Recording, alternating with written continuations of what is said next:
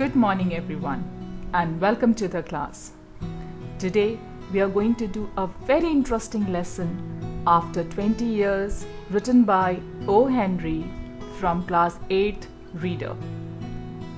This is a very interesting lesson full of thrill and suspense. So let us see.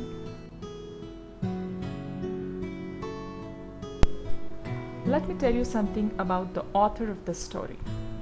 William Sidney Porter, known by his pen name O. Henry, was an American writer. He is credited for writing over 250 stories that are known for their surprise endings. This story is a perfect example of his litany. So are you ready for a surprise? Let me give a brief introduction of this story. This is a short story that focuses on the reunion of two old friends, Jimmy and Bob.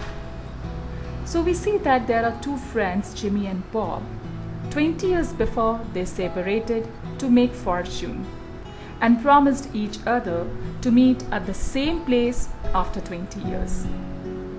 The incident in the story takes place in a dark, windy night. We see a patrolling policeman in the street of New York City. He discovers a man standing in a dark doorway. The man tells the cop that he was waiting for his friend there. Both of them talk to each other for some time and then the cop leaves. The readers get a real thrill in the end of the story. So we will also wait for the ending of the story. What happens to the man? Does he meet his friend? Who was the cop?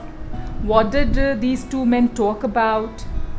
Let's see the explanation of the lesson to find out the answers of these questions. Here you have some new words along with their meaning. Please have a look at these words. The beat, an assignment route of a policeman. Depeopled, emptied. Here it means with no one around. Plodder, a slow and steady worker. Stumchest old chap means most faithful person. And chum means friend.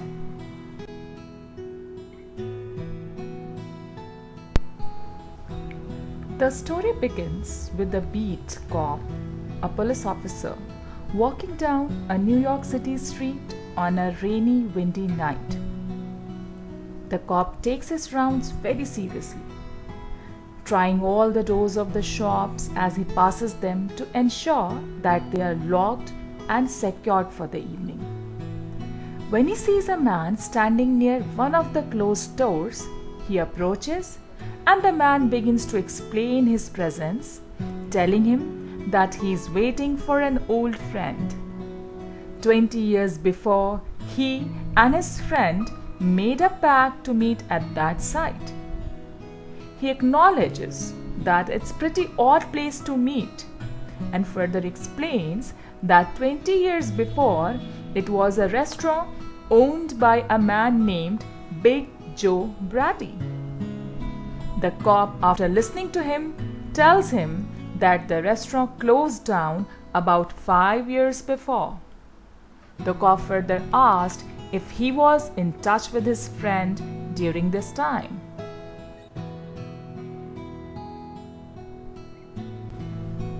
The man is confident that Jimmy will meet him as promised because Jimmy was an extremely reliable person. He tells the cop that he traveled a very long way to be there, but will consider it worth if he gets to see his friend again. He checks the time on an expensive watch and notes that it's 3 minutes to 10, means it was still not 10. And 10 o'clock was when they said goodbye 20 years before. The cop, noting the jewel and the watch, suggests that the man was very successful in West. And the man also enthusiastically confirmed it. He expresses hope that Jimmy has done just as well for himself, but he notes that Jimmy was a slow mover and is worried he may not have made his way very far in New York City. Then the cop makes to leave and offers his hope that Jimmy shows up.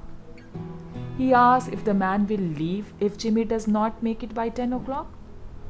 But the man, who was determined to meet his friend, he says he will wait at least an additional half an hour because he has total faith that if Jimmy is alive, he will make the appointment.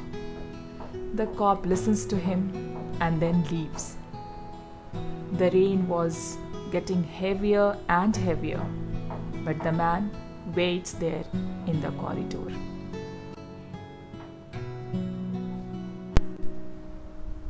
After 20 minutes, what we see? Another tall man appears wearing a long coat and hurries over. He asks if the man's name was Bob, but sounds a bit doubtful. The man confirms excitedly that yes, he is Bob, and further asks if it's Jimmy Wells. He is, the another man says. And then the man was so excited to meet his friend, both of them shake their hands. And then Jimmy expresses a wish that the old restaurant was still there so they could have one more dinner in it. And then asks if Bob's time out west was good to him. Bob assures him that it has been. He says that he has been working very good in the west, and both of them, hand in hand, arm in arm, talk to each other about their lives. Talking, they moved, they walked, and they reached to a corner and then stood under a street light.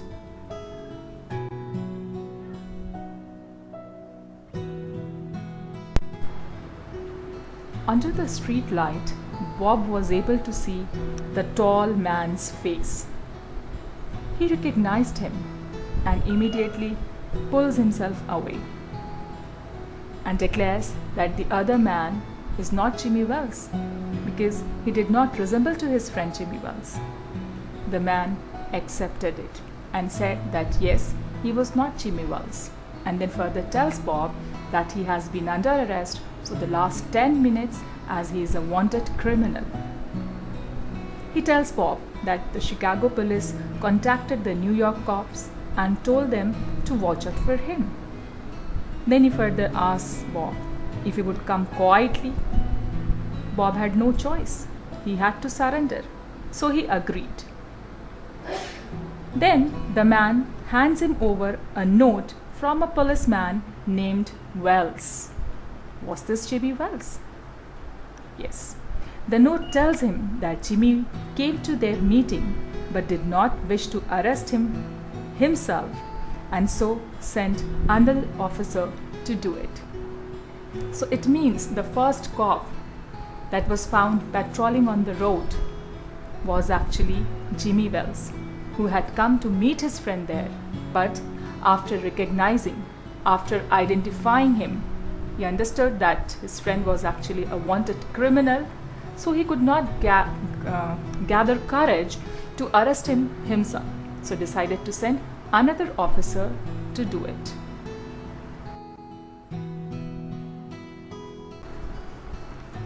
Got the real thrill, children? So we saw that the cop was Jimmy Wells, Bob's friend.